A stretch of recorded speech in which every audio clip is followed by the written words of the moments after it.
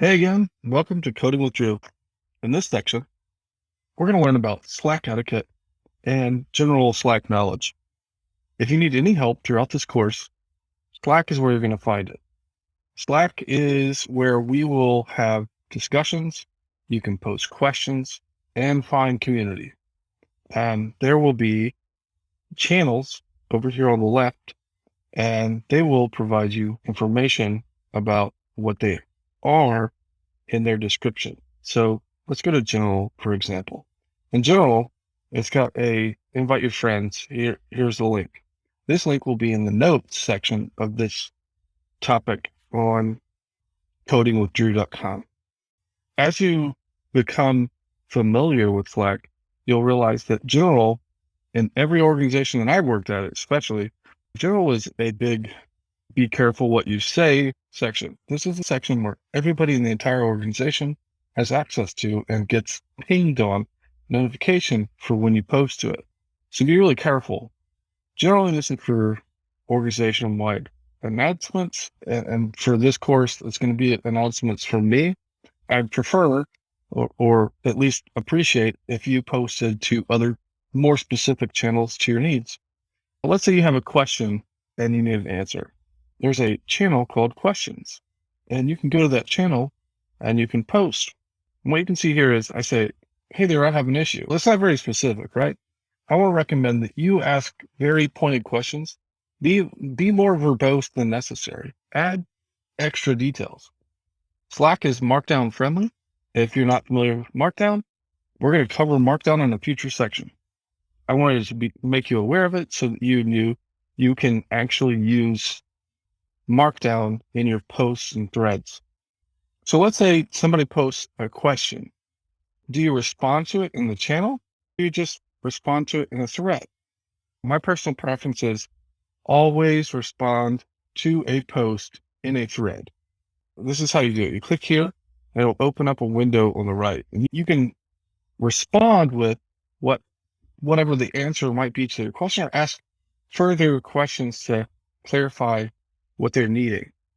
I don't recommend posting additional posts in response to this because when somebody doesn't search, it might not show relevant information related to that search because everything will be threaded. And this is just general etiquette things. You can add new apps, and I'm going to add Giphy support among a couple others, but this is where you'll find those. And then there's emojis. So what you can see here is I've added the nope emoji, and this is a custom emoji, but there's already some built into Slack. And you can click this smiley face to see a whole list of them. But if you'd like to get fancy with it, and I believe any Slack community can be judged based off of the quality of its emojis, you can go over to slackmojis.com. That's SlackMojis.com.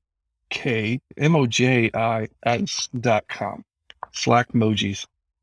You can add those by just selecting one that you like. Let's say Party Blob, for example, and you two-finger click, right click, and you save image to downloads. And then you go over to Slack, and inside the thread, you'll click find another reaction, and then click add emoji. And so here you can upload an image, and you can select your party blob and upload.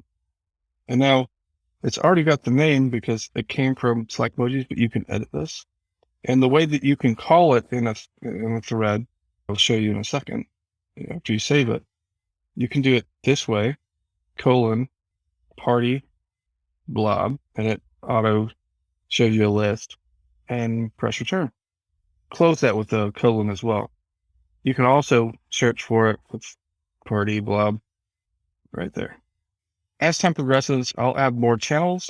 You can add channels too. In fact, add channels, create a new channel. You can make private channels for pair partnerships with other developers who are looking for somebody to work on a project together. And you can direct message other people, including myself, anytime you need by clicking on their name and then messaging them. Or if you find their name in a channel, you can message them, click send message. You can also set your status. So you can set yourself as active or away.